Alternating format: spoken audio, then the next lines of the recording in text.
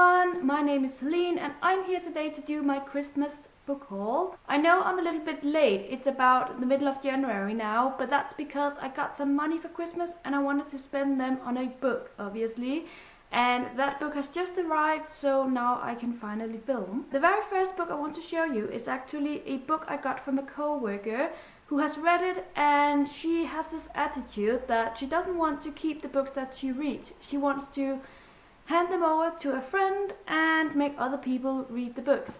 So she gave me The Petticoat Man by Barbara Ewing. I believe it is historical fiction, but I don't know too much about it. I don't even know the author, so this is going to be completely new to me, but I was so honored that she thought of me and gave me this book. Maybe if you know about it and have read it, you can tell me if it's any good. Now on to my Christmas gifts. The first book I got is this one, and this is the Danish title, but in English it is called The Horst Answer by Jojo Moyes. This is not a new release of hers, but I fell upon it in a bookstore back in December, and I didn't know this one was out. I didn't know of this title by Jojo Moyes, and I really love her, so obviously I wanted to put it on my wish list for Christmas, and I got it. Basically, this is about two characters who are very different from each other, but who get to know each other in some way. That's all I can really say. Obviously, it's also going to be about some horses, and I like horses, so I'm up for that. Now, the next book must, hands down, be the most beautiful of the bunch, and that is Wildflower by Drew Barrymore. This is non-fiction because it is an autobiography on Drew Barrymore and her life from she was 11 months old and started her movie and film career until she is now 40 years old, a mother of 2 children. I think I've said this before, it's not like I'm a huge fan of Drew Barrymore, but I do think that she must have had a very inspiring and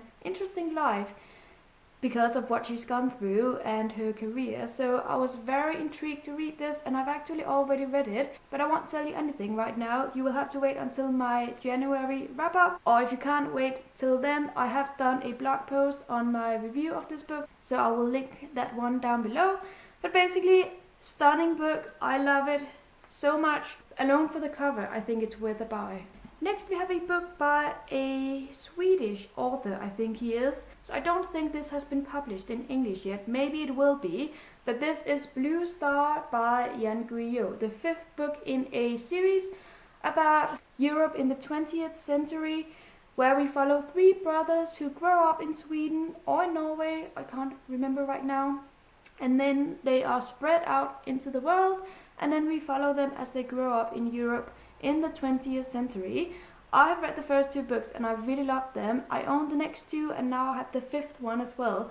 And this one was huge. I was quite surprised, but as you know, I love huge books, so I'm not too worried about that. Next book is the book that I got for the money that I received for Christmas, and that is In Order to Live by Yeonmi Park, another non-fictional book, which is about this woman. I don't know too much about her, but I do know from reading the synopsis that this is about her life as she grew up in North Korea, and her everyday life was not very common. She was used to going to school and being afraid of being shot, or she was used to seeing her neighbors moving away because that's just the way things were back in North Korea. It was a life of brutality, of fear, and basically a life of running away.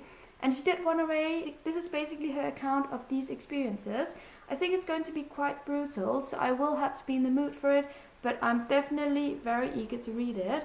And this one, I was surprised by how small it was in comparison to the other book, where I was surprised it was so big. So I guess it averages out in the end. Before I leave you, I would like to share some new bookmarks with you that I have received in the past months. I just haven't shown them to you, but I love them so much, so I have to show you. The first one is from the Book Depository, and it looks like this. This is by far my favorite of the bunch, I think. Then we have this one from the Book Depository. Another beautiful one. This is more simple, I would say. Then we have another favorite of mine, and that is a boy sitting in his bed reading. So cute. So it kind of inspires me to read, so that's good. Then we have a bookshelf with a lot of books and also some cities in it, I think. And then we have a boat on some water, and then we have a city underneath the water, in the water, something like that. And I also got some for myself last summer, but I just never showed them to you. But the first one is this beauty right here, which is gorgeous. And this one, which is more simple, but still quite stunning. I love the colors. And the very last one is this one. I had to get it because of the books.